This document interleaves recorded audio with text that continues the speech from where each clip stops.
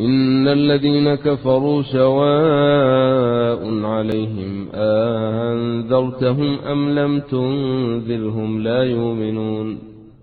ختم الله على قلوبهم وعلى سمعهم وعلى أبصيرهم غشاوة ولهم عذاب عظيم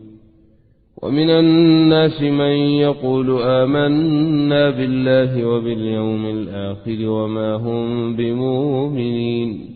يخادعون الله والذين آمنوا وما يخادعون إلا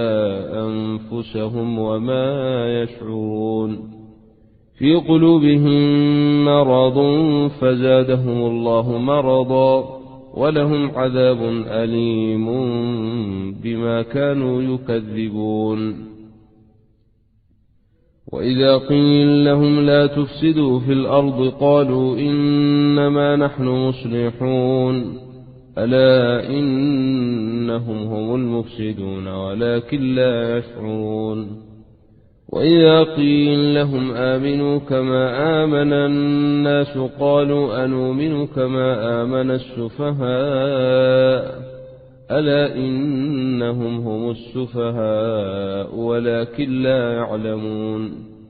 وإذا لقوا الذين آمنوا قالوا آمنا وإذا خلوا إلى شياطينهم قالوا إنا معكم إنما نحن مستهزئون